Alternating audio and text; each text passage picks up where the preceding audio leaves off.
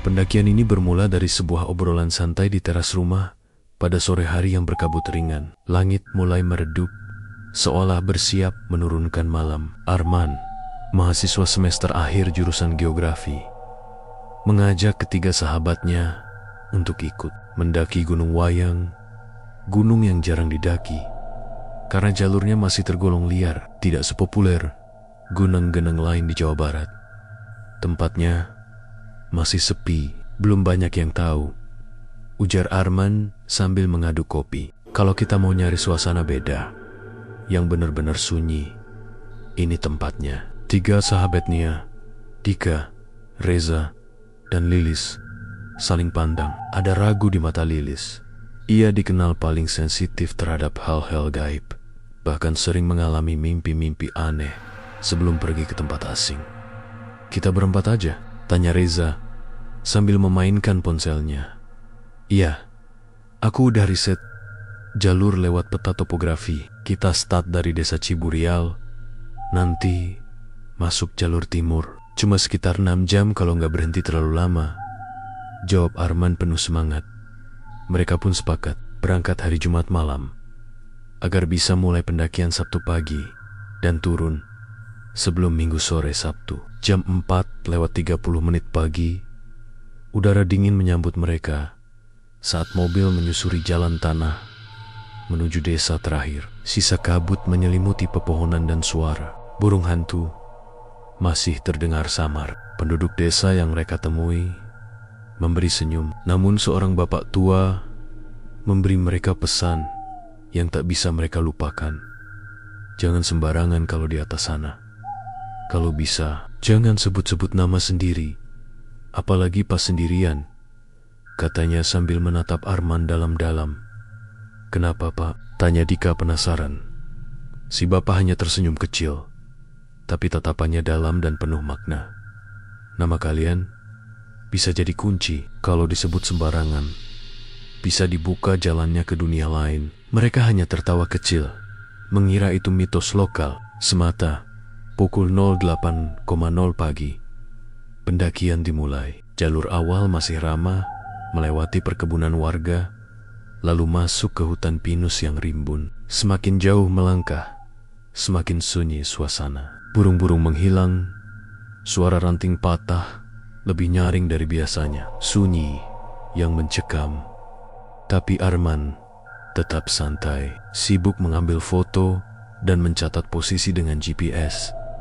Sekitar jam 11:30, mereka berhenti untuk makan siang di tepi aliran sungai kecil. Tempat itu tenang sekali, hanya suara gemericik dan desiran angin. Gak nyangka ya, sepi banget, kata Lilis pelan. Justru itu serunya. Gak ada suara motor, gak ada manusia lain, kayak punya dunia sendiri, sahut Reza sambil duduk di atas batu besar. Saat itu Lilis seperti terdiam lama. Ia menatap ke arah pepohonan lebat di seberang sungai, seolah ada yang memperhatikannya. Aku ngerasa kayak ada yang ngeliatin, bisiknya. Dika langsung bercanda, paling cuma monyet atau arwah penasaran. Ia tertawa sendiri. Namun, yang terjadi selanjutnya membuat tawa mereka terhenti. Lilis, suara itu terdengar dari balik pepohonan. Lembut, namun jelas. Suaranya seperti suara Lilis sendiri, memanggil namanya. Padahal Lilis sedang duduk di depan mereka. Wajahnya pucat. Arman bangkit berdiri. Siapa barusan? Tanyanya serius.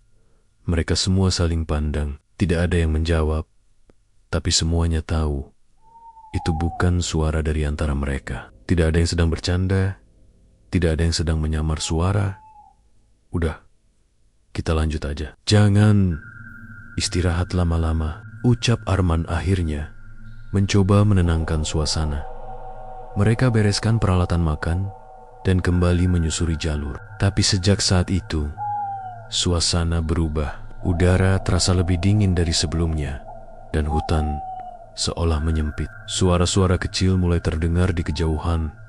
Ranting patah, langkah-langkah ringan, dan sesekali bisikan.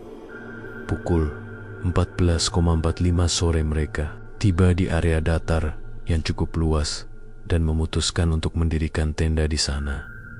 Langit mulai gelap meski belum sore betul. Kabut tipis turun perlahan menyelimuti sekitar mereka. Arman sibuk memotret kabut dan mencatat suhu, sementara yang lain menyiapkan tenda. Saat malam mulai turun, mereka membuat lingkaran kecil, duduk mengelilingi api unggun yang mulai menyala lemah. Lilis memecah keheningan. Kalian percaya nggak kalau nama kita itu kayak kode? Apa maksudmu? Tanya Dika. Aku pernah baca di tempat-tempat tertentu menyebut nama sendiri bisa jadi sinyal. Apalagi kalau kita dalam keadaan lemah, takut, atau sendirian. Makhluk-makhluk itu bisa bahkan memanggil kita balik dengan suara kita sendiri. Reza menelan ludah. Kamu serius? Barusan siang tadi, suara yang manggil aku itu suaraku sendiri. Tapi aku tahu, aku nggak ngomong. Tak ada yang tertawa kali ini. Malam itu, mereka tidur lebih cepat dari biasanya. Tapi tidur mereka, tak tenan, suara langkah dan bisikan seolah terus berputar di sekitar tenda.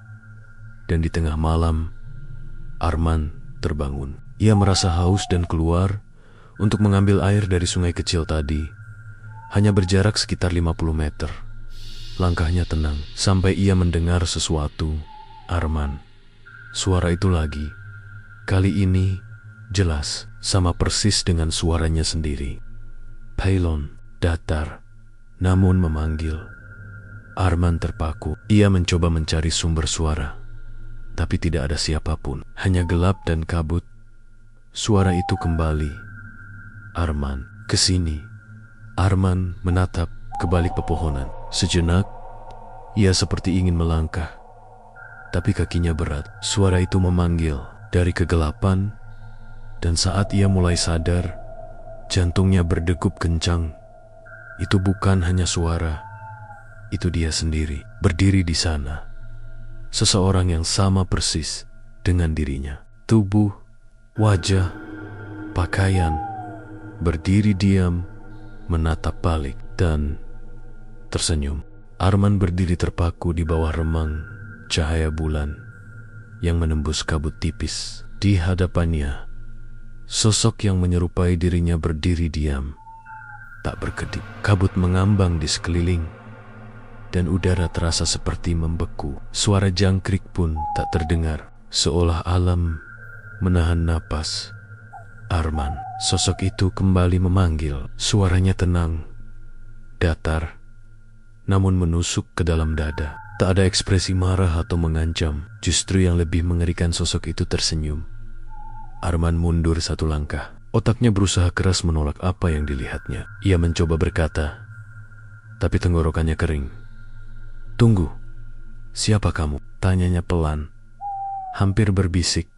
Sosok itu hanya menunduk sedikit, lalu menghilang begitu saja di balik kabut. Tanpa suara, tanpa bayangan, hilang seperti embun terserap pagi.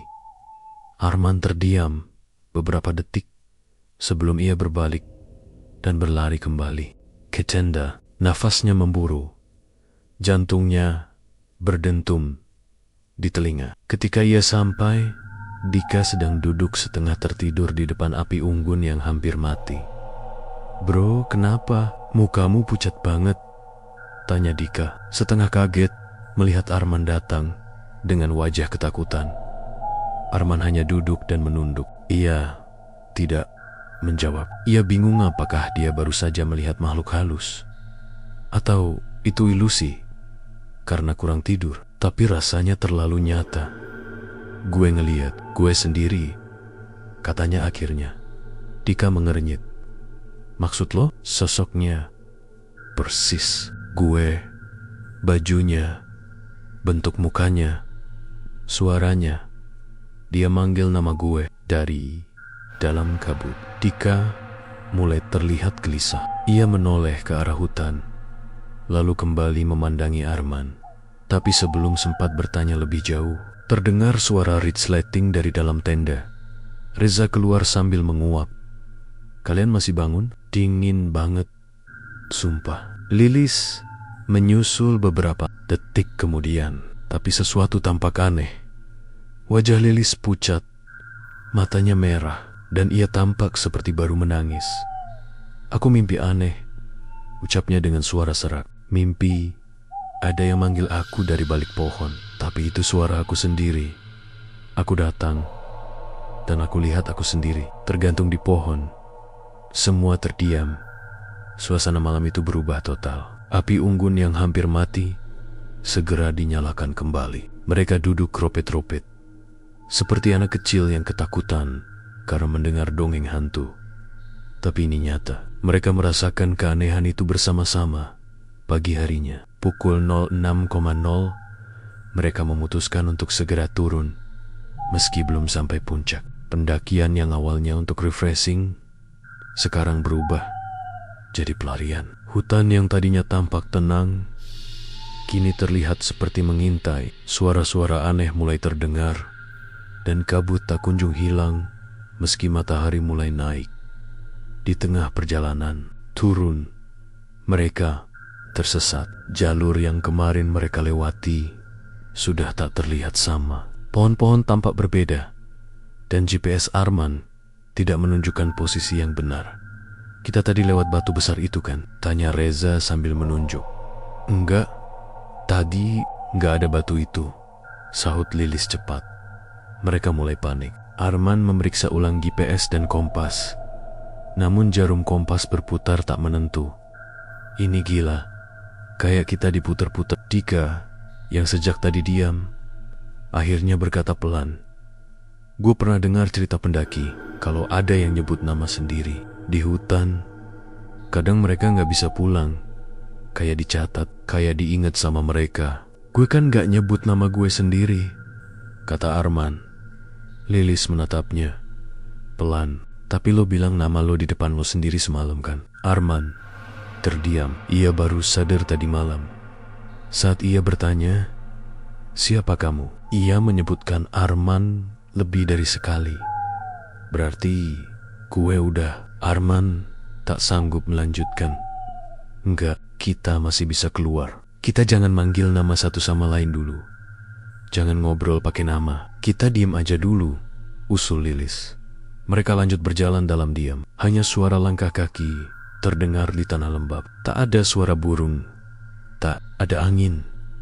Seolah seluruh hutan memerhatikan mereka. Tiba-tiba, Reza, suara itu terdengar dari balik semak belukar di sisi kanan jalur. Tapi tak ada yang bereaksi. Mereka saling pandang. Mereka semua mendengar suara itu. Tapi Reza tidak tahan. Siapa? Teriaknya. Arman langsung menahan bahunya. Jangan dijawab. Tapi sudah terlambat. Dari balik semak itu muncul Reza. Atau sesuatu yang menyerupai Reza, wajahnya sama, tapi matanya hitam legam. Bibirnya tersenyum, seperti ditarik paksa ke samping, dan ia memanggil lagi. Reza, ikut gue.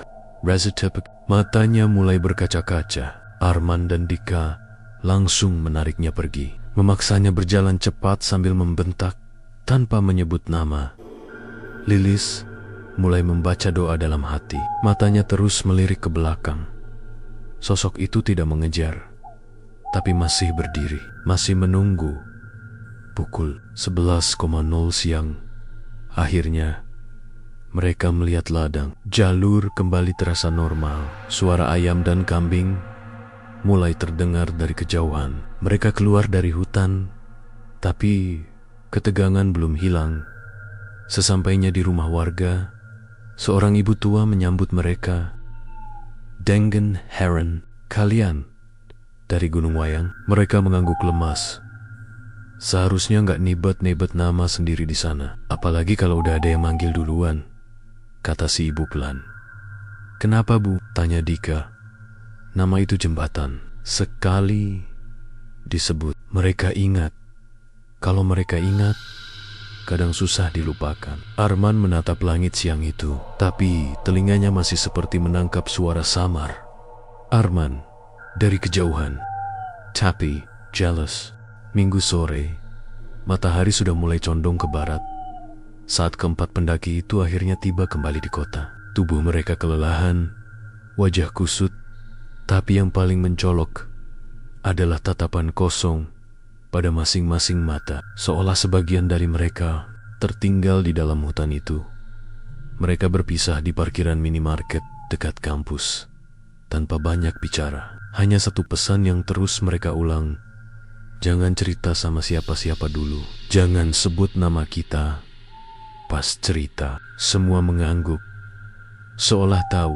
Bahkan setelah keluar dari gunung, permainannya belum selesai. Malam harinya, di rumah Arman duduk sendiri di kamar. Lampu sudah mati, hanya cahaya dari layar laptop yang menyala. Ia membuka folder yang berisi foto-foto dan video selama pendakian, berharap bisa menemukan sesuatu yang bisa menjelaskan apa yang mereka alami. Tapi ada hal aneh. Di antara foto-foto alam, Arman menemukan satu video berdurasi 10 detik yang tidak pernah ia rekam. Saat diputar, video itu menunjukkan sebuah sudut hutan, kabut tebal menyelimuti pepohonan, dan tak ada siapa-siapa. Hening. Sampai pada detik terakhir, seseorang muncul di belakang pohon. Wajahnya, wajah Arman. Arman langsung menutup laptop dan berdiri.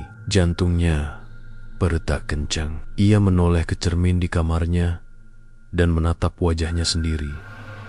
Tapi rasa takut muncul ketika ia merasa bayangannya di cermin tersenyum lebih lama dari yang ia lakukan. Dengan cepat, ia menutupi cermin itu dengan jaket, mematikan laptop, dan merebahkan diri di kasur. Tapi malam itu, tidur tak datang dengan damai di Tempot Lane.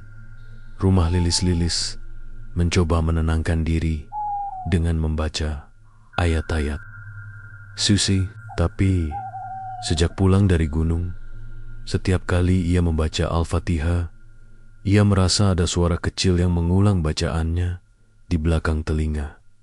Pertama hanya samar, tapi makin lama makin jelas. Dan setiap kali dia mengintip ke balik bahunya, tidak ada siapa-siapa. Puncaknya adalah ketika ia ke kamar mandi dan melihat sesuatu di lantai. Jejak kaki basah, tapi bukan dari kakinya. Jejak itu kecil, tapi panjang, bukan manusia. Lilis langsung keluar dari kamar mandi dan mengurung diri dalam kamar, memeluk Al-Quran erat-erat. Dadanya sesak. Ia tahu sesuatu ikut pulang bersamanya. Senin pagi, kampus Arman, Dika, Reza, dan Lilis bertemu kembali secara tak sengaja di lorong kampus. Mereka saling bertukar tatapan, dan semuanya tahu masing-masing sudah mulai mengalami hal-hal aneh. Gue dapat video aneh di laptop, kata Arman, membuka percakapan. Gue dengar suara gue sendiri baca doa di telinga gue, sahut Lilis. Pelan, gue kemarin pas bercermin, bayangan gue di kaca ngedip duluan sebelum gue, ucap Reza lirih. Dika mengangguk. Berarti bukan cuma gue. Gue ngerasa di rumah kayak ada yang lewat tiap malam. Tapi tiap gue lihat, nggak ada apa-apa. Tapi bau tanah basahnya selalu kecium. Mereka duduk berempat di bangku taman kampus. Dan untuk pertama kalinya, mereka benar-benar membicarakan ketakutan mereka secara terbuka. Gue rasa nama kita udah dicatat, ucap Lilis. Tanya Dika. Iya, waktu mereka manggil nama kita dan kita jawab, kita udah membuka jalur komunikasi. Mereka bisa manggil kita terus sekarang, dimanapun, jelas Lilis. Lalu gimana caranya nutup jalur itu? Tanya Reza. Apa kita harus balik ke gunung itu?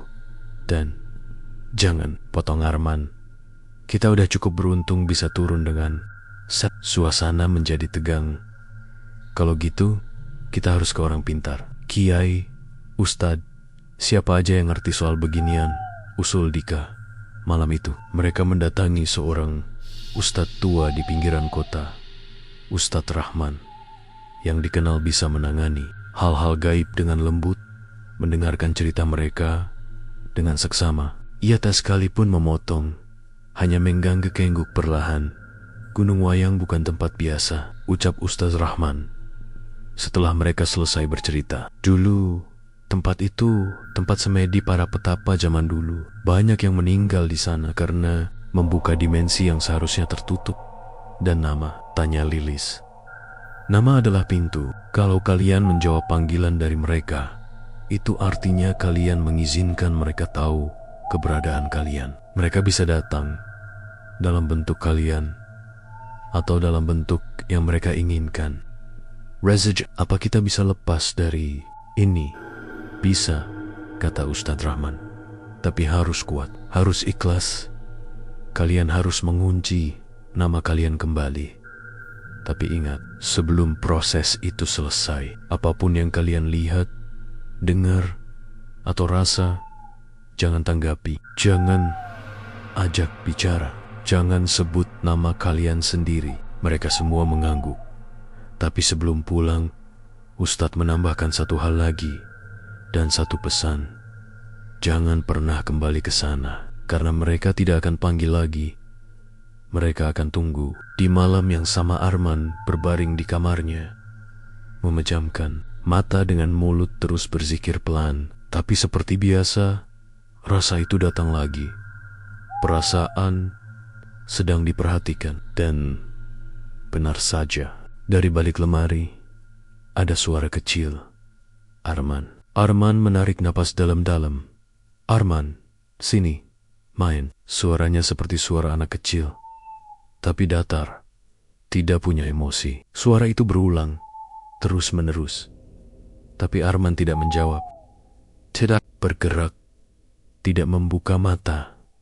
Sampai akhirnya, suara itu berhenti. Lalu muncul sesuatu yang lebih menakutkan. Suara napas. Di sebelah telinga, Arman membuka mata. Perlahan, di hadapannya, tepat di ujung kasurnya, ada dirinya sendiri, berdiri diam. Dengan senyum panjang, tapi kali ini, wajahnya bukan salinan sempurna. Wajah itu mulai membusuk. Mata kiri tidak ada. Menjulur panjang menjilat togu. Dan suara itu keluar lagi. Kalau kamu gak mau aku pakai nama kamu, kasih aku nama lain. Pagi itu, Arman bangun dengan tubuh dingin, bukan karena AC atau cuaca, tapi karena keringat dingin yang membasahi seluruh tubuhnya. Mimpi semalam terasa seperti nyata. Sosok yang menyerupai dirinya sendiri, dengan wajah rusak dan lidah panjang, kembali datang. Tapi yang membuatnya benar-benar takut bukan penampakannya, melainkan kata-kata terakhirnya. Kalau kamu gak mau aku pakai nama kamu, kasih aku nama lain. Satu kalimat yang membuat kepala Arman terus berputar sepanjang hari. Apa maksudnya? Apakah makhluk itu benar-benar bisa memakai nama seseorang? Kalau ya, berarti bukan cuma meneror, tapi menggantikan. Sementara itu, Lilis di tempat lain. Lilis sedang duduk di ruang tamu saat ibunya memanggil dari dapur. Lilis, sini bantuin. Ibu potong sayur. Lilis berdiri dari sofa dan berjalan ke dapur. Tapi saat ia masuk, dapur kosong, sepi, tak ada siapa-siapa. Ibu, panggilnya pelan. Tak ada jawaban. Tiba-tiba, suara dari belakangnya memanggil, Lilis.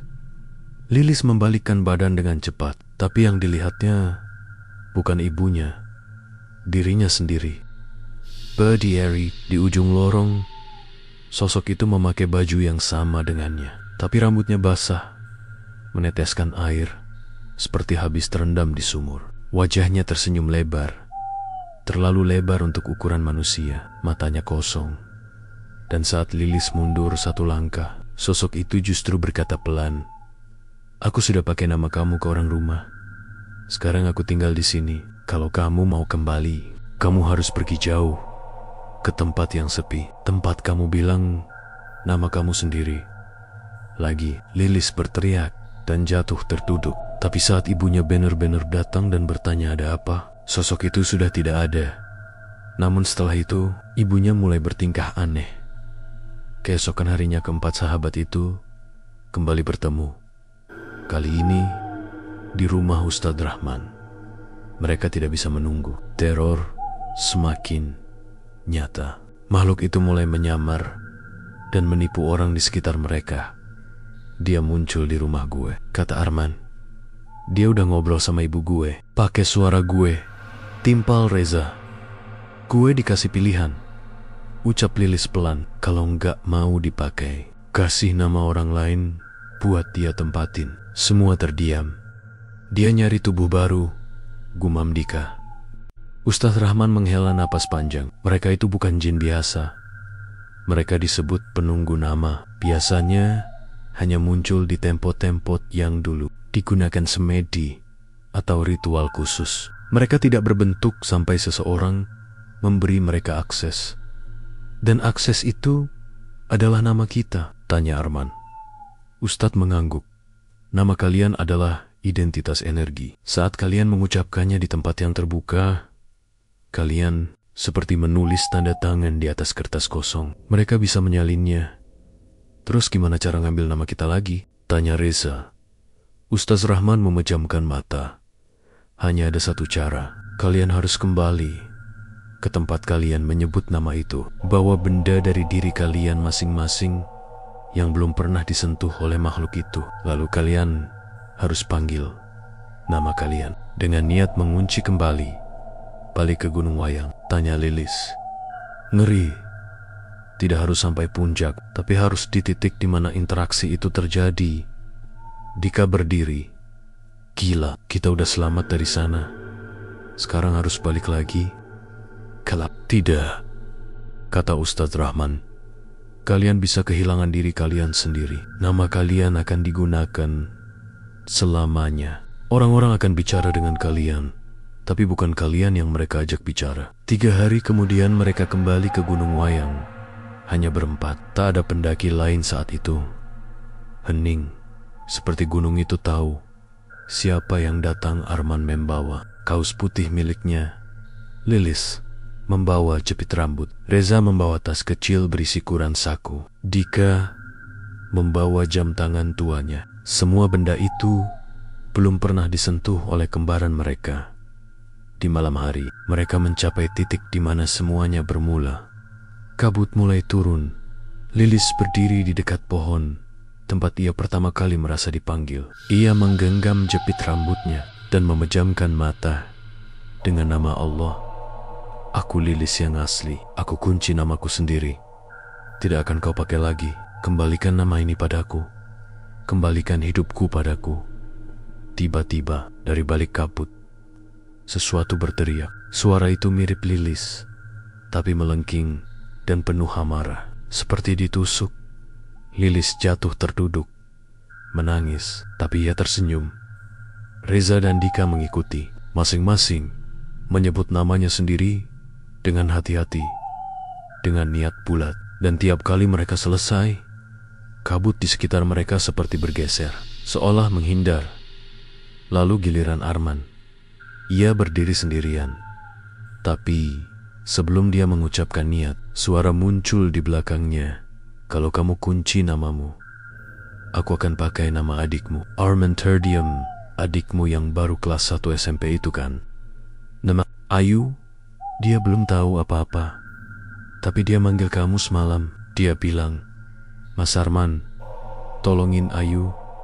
Aku mimpi serem. Suara itu menyerupai suara adiknya. Arman gemetar. Tapi ia tahu. Ia menutup matanya, memeluk kausnya erat-erat. Dengan nama Allah, aku Arman yang asli. Aku kunci namaku sendiri. Tidak akan kau pakai lagi. Aku ambil kembali milikku. Pergi dariku. Pergi dari keluargaku. Angin tiba-tiba bertiup kencang. Pohon-pohon bergoyang. Suara jeritan muncul dari berbagai arah. Kabut berputar-putar, membentuk pusaran, lalu hening. Subuh tiba. Mereka kembali turun. Tak ada gangguan, tak ada suara. Sesampainya di bawah, Sinar matahari menyambut mereka seperti pelukan hangat. Untuk pertama kalinya dalam seminggu, dada mereka terasa lega. Arman menatap ke arah hutan satu kali lagi sebelum naik ke mobil. Ia mengangguk pelan. Namanya sudah kembali. Tapi sebelum mobil melaju, ponsel Arman bergetar. Pesan masuk. Tanpa nama, tanpa nomor. Kalian bisa ambil nama kalian, tapi kalian lupa satu hal. Aku masih tahu suara kalian. Setelah perjalanan berat ke Gunung Wayang dan ritual penguncian nama, keempat sahabat itu mengira semuanya telah berakhir. Mereka kembali ke kehidupan masing-masing dengan rasa lega, meski masih menyisakan trauma. Arman kembali fokus pada kuliahnya. Lilis mulai aktif mengikuti kajian kampus. Reza sibuk membantu di masjid. Dan Dika kembali ke pekerjaannya sebagai barista di sebuah kafe kecil. Namun, ketenangan itu tak berlangsung lama. 3 hari setelah turun dari gunung, Arman sedang duduk di ruang belajarnya, membaca materi kuliah, ketika ponselnya berbunyi. Sebuah notifikasi dari aplikasi perekam suara muncul. Rekaman otomatis tersimpan. Jam 2:17 WIB. Arman mengernyit. Ia tidak pernah mengaktifkan perekaman otomatis. Dengan rasa penasaran bercampur takut, ia membuka rekaman itu. Isinya membuat darahnya membeku. Suara langkah kaki pelan di lantai kamarnya. Lalu terdengar suara napas berat dan dekat. Lalu, Arman, kamu tidur? Arman, kamu udah ambil nama kamu. Sekarang aku ambil suara kamu. Arman menjatuh ponselnya. Ia berlari keluar kamar, napas tersengal, jantung berdegup keras seperti genderang. Sekujur tubuhnya gemetar. Ternyata makhluk itu belum pergi. Ia hanya berganti jalur. Keesokan harinya, di rumah Lilis bangun pagi dengan mata. Ia menangis sepanjang malam karena mimpi buruk yang sama berulang kali. Dirinya berdiri di tengah hutan, mencoba berteriak, tapi tak ada suara keluar dari mulutnya. Yang lebih menakutkan, dalam mimpi itu, ia melihat sosok lain mirip dirinya berjalan ke arah Rama, berbicara dengan suara Lilis. Saat ia membuka media sosial pagi itu, seseorang menandainya di sebuah video pendek yang diunggah ke TikTok. Judulnya, Suara Lilis Bikin Merinding Tengah Malam. Lilis merasa jantungnya berhenti sejenak. Ia membuka video itu dengan tangan gemetar. Isinya, suara rekaman seorang perempuan yang membaca puisi pelan-pelan. Suaranya lembut, suara Lilis. Tapi puisi yang dibacakan bukan puisi biasa. Kalimatnya aneh, seperti mantra. Dengan suara ini, aku berpindah ke tubuhmu. Suaramu akan menjadi milikku.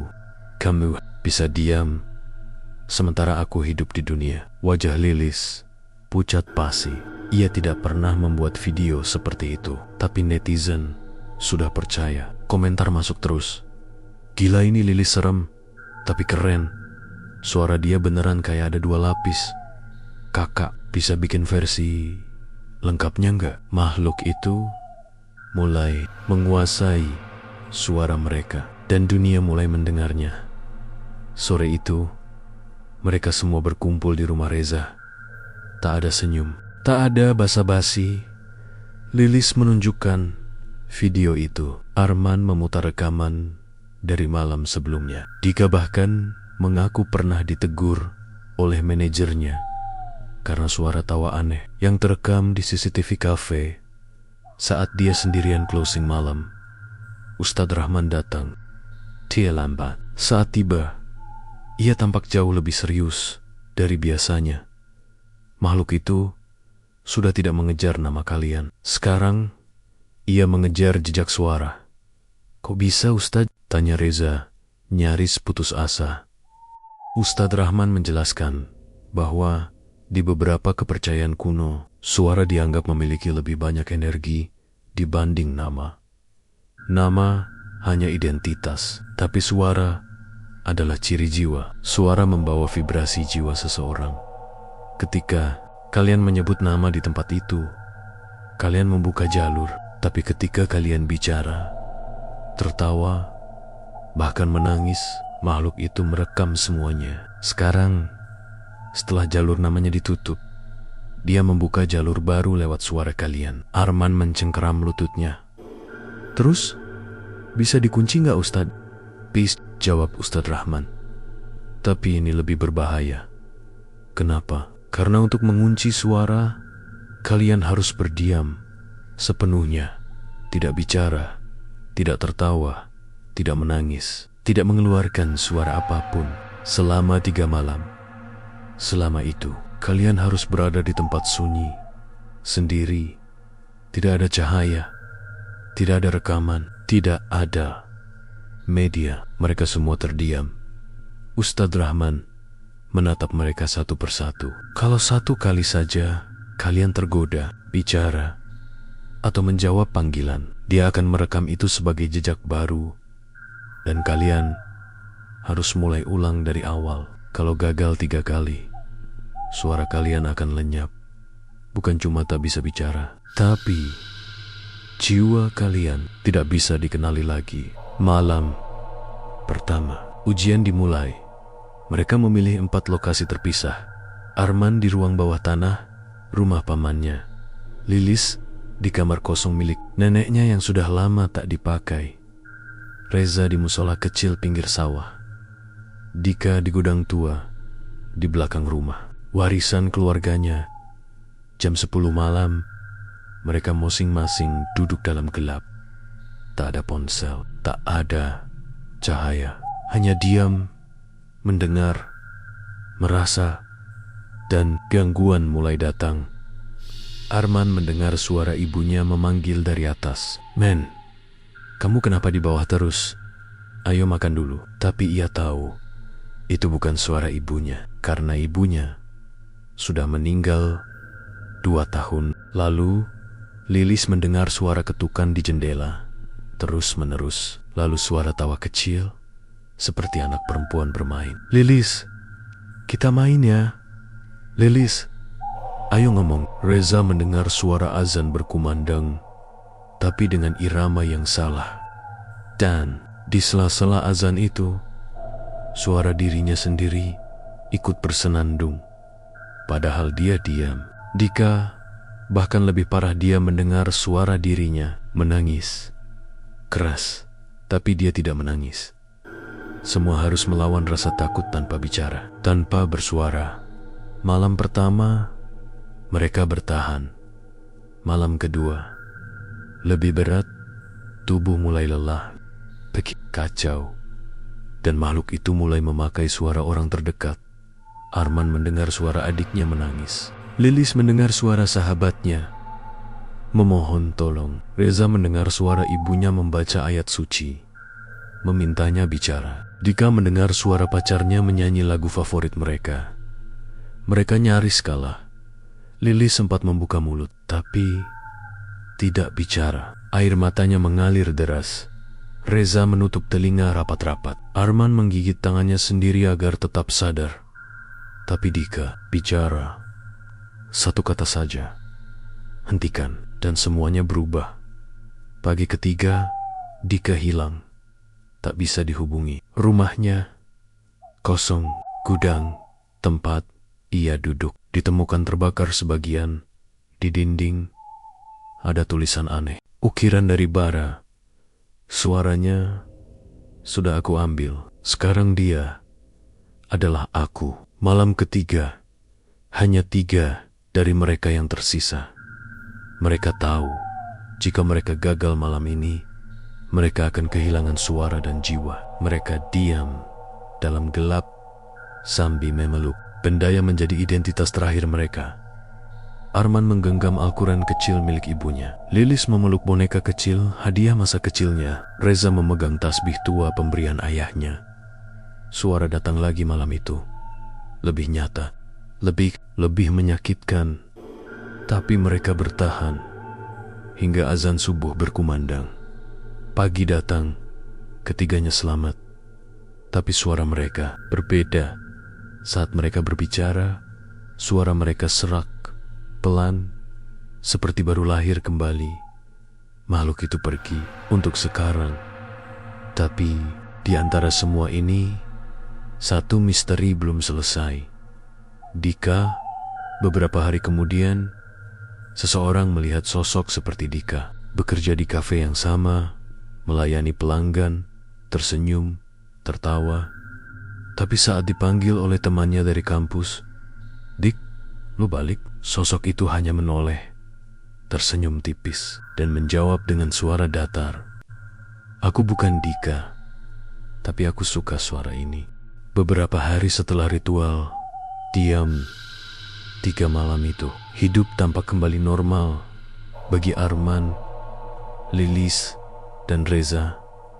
Suara mereka perlahan pulih, trauma mulai mereka atasi, dan teror makhluk peniru suara itu tak lagi menghantui mimpi-mimpi mereka. Namun, satu bayang-bayang masih terus membebani hati mereka. Dika, teman mereka itu, tidak pernah kembali setelah malam ketiga. Tapi bukan berarti ia benar-benar hilang, karena ada seseorang atau sesuatu yang tetap berjalan di dunia ini dengan wajah dan tubuh Dika. Namun bukan Dika yang mereka kenal. Hari itu, Reza dan Arman memutuskan mencari kebenaran. Mereka mendatangi kafe tempat Dika biasa bekerja. Saat masuk, aroma kopi menyambut. Suasana ramai. Di balik meja kasir, berdirilah sosok yang sangat mereka kenal. Dika mengenakan celemek coklat, senyum tipis, menyapa pelanggan dengan sopan. Namun, begitu mata mereka bertemu, tatapan itu kosong, seperti tubuh dengan jiwa yang tidak nyambung. "Dik," sapa Arman pelan. Sosok itu menoleh perlahan. "Maaf, Anda siapa?" Katanya datar. Suaranya mirip, tapi terlalu bersih, terlalu sempurna. Tanpa emosi, Reza memberanikan diri. "Lo nggak kenal kita? Ini gue, Reza, dan ini Arman. Kita bareng ke Gunung Wayang. Lo lupa?" Sosok itu hanya tersenyum, lalu berkata pelan, "Dika sudah tidak ada, tapi suara ini nyaman. Dia memberikannya padaku saat dia lelah." Arman maju selangkah.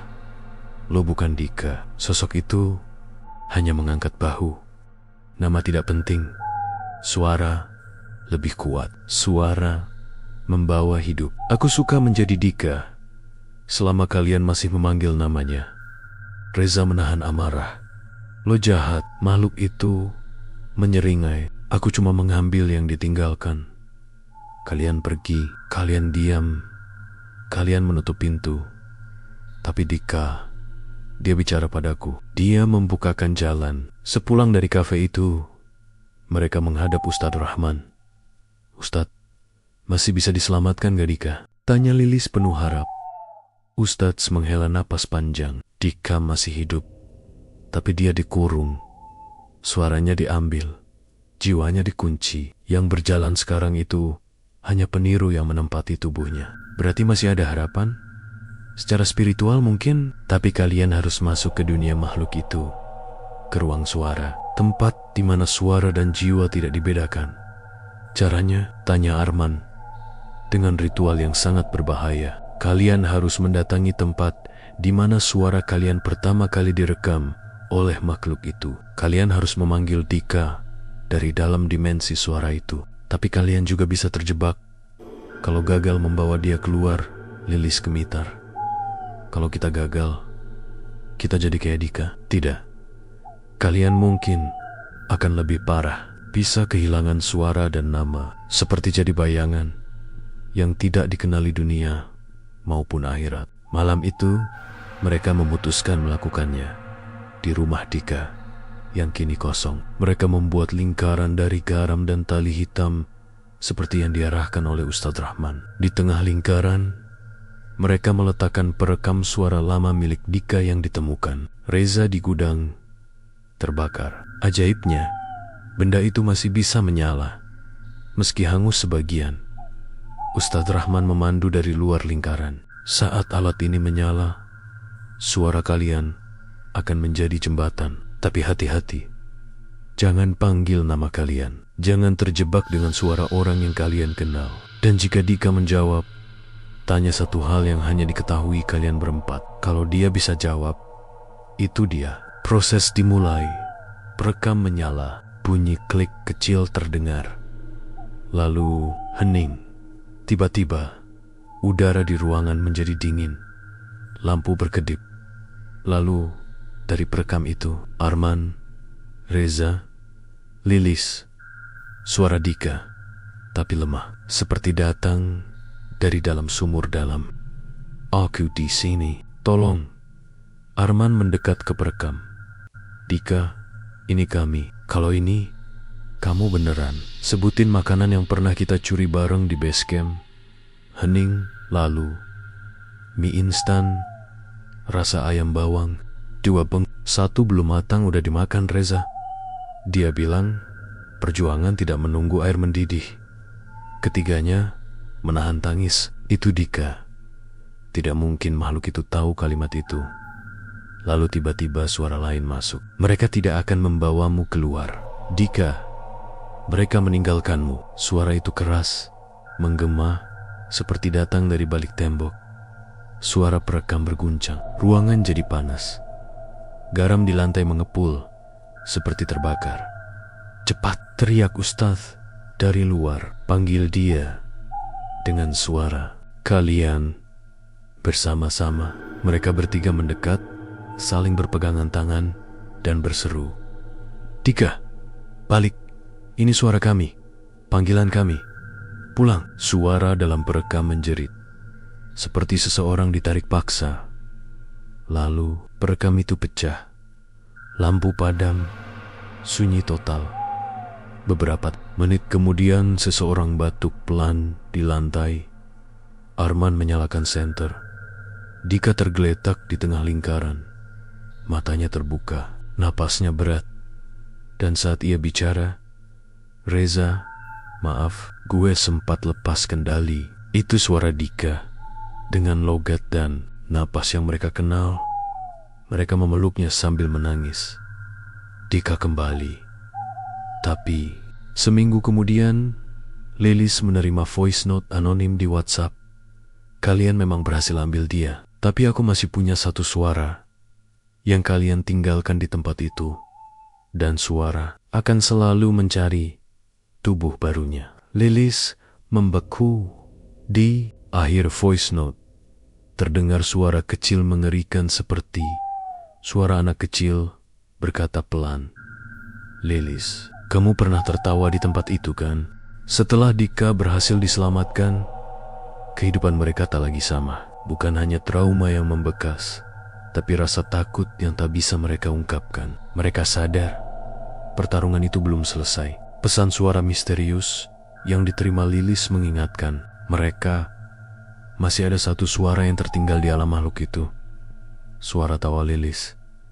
Lilis jadi semakin pendiam. Setiap kali ia mendengar suara anak kecil tertawa dari kejauhan, entah di sekolah, di jalan, atau bahkan di rumah, bulu kuduknya meremang. Ia tak bisa membedakan mana suara nyata, mana suara dari dimensi itu. Suatu malam, Arman, Reza, Dika, dan Lilis berkumpul di rumah Ustadz Rahman. Ustadz membuka pembicaraan dengan suara tenang, tapi tegas. Anak-anak, aku tahu kalian sudah berjuang, tapi jalur antara dunia kita dan dunia suara itu masih terbuka. Selama suara Lilis ada di sana, makhluk itu akan terus mencari celah. Lalu kita harus bagaimana, Ustadz? Tanya Reza. Kalian harus menutup jalurnya selamanya. Tapi caranya tidak mudah. Kalian harus kembali ke tempat semua ini dimulai. Ke titik kalian pertama kali memanggil nama dan melepaskan suara tanpa sadar. Tempat itu menjadi lubang kecil antara dunia ini dan dunia mereka. Gunung Wayang? Tanya Dika dengan wajah pucat. Ustadz mengangguk. Kalian harus pergi ke sana. Dan Lilis harus menyerahkan suara terakhirnya secara sadar, lalu menutupnya dengan doa dan ikhlas. Tapi ingat, setelah itu, Lilis mungkin tidak bisa tertawa lagi, karena tawa itu sudah menjadi kunci yang menutup jalur. Lilis menatap sahabat-sahabatnya. Matanya berkaca-kaca, tapi ia mengangguk. Kalau itu harus kulakukan untuk kita semua, aku siap. Perjalanan dimulai lagi. Mereka naik ke Gunung Wayang dengan langkah berat. Suasana jauh lebih mencekam dari sebelumnya. Angin dingin menusuk tulang. Langit malam mendung, hanya rembulan sesekali mengintip di balik awan. Sampai di puncak kecil tempat dulu mereka bercanda dan Lilis tertawa. Mereka berhenti. Lilis berdiri di tengah, sementara yang lain membentuk lingkaran, membaca doa dalam hati. Lilis, sekarang, kata Ustadz Rahman yang mengawal dari jarak jauh lewat radio komunikasi. Lilis menarik napas panjang. Ia menutup mata, lalu mengingat momen ketika ia tertawa lepas dulu. Perlahan, ia keluarkan suara tawanya. Pelan, lalu makin keras. Tapi pahit. Bukan lagi tawa bahagia. Tawa itu kini penuh air mata. Tiba-tiba, angin berhembus kencang. Pohon-pohon berderak. Tanah terasa bergetar. Dan suara itu datang. Aku dengar suara itu. Aku datang. Sosok hitam muncul di antara kabut. Tak berbentuk jelas. Hanya bayangan dengan mata merah menyala. Arman, Reza, dan Dika menahan gemetar. Makhluk itu melayang mendekat ke Lilis. Serahkan tawamu, dan aku tutup jalur ini. Tapi, aku ambil sebagian jiwamu bersamanya. Lilis menahan air mata. Makhluk itu. Ambil, aku rela. Asal teman-temanku selamat. Asal dunia ini tenang, makhluk itu menyeringai. Lalu dari tubuh Lilis terdengar suara tawa. Keluar, makin lama, makin lemah, hingga akhirnya hilang ditelan angin. Suasana sunyi. Makhluk itu menatap mereka sekali lagi, lalu lenyap bersama suara tawa itu. Kabut perlahan menipis. Langit mulai terbuka. Bintang-bintang tampak kembali. Beberapa hari kemudian, mereka pulang dengan selamat. Tapi Lilis memang berubah. Ia masih bisa bicara, menyanyi pelan, bercakap, bahkan menangis. Tapi tak pernah lagi tertawa. Saat ia mencoba, hanya senyuman tipis yang muncul, tanpa suara. Arman, Reza, dan Dika berjanji untuk menjaga Lilis, sahabat mereka yang sudah mengorbankan sebagian jiwanya untuk menutup jalur dunia itu. Suara-suara aneh tak pernah lagi mengganggu mereka. Tidak ada lagi panggilan gaib, tidak ada lagi rekaman misterius. Namun, setiap kali mereka berkumpul, ketika suasana hening, mereka selalu teringat pada tawa Lilis yang kini hanya tinggal kenangan. Tawa yang menjadi benteng terakhir antara mereka dan dunia makhluk suara.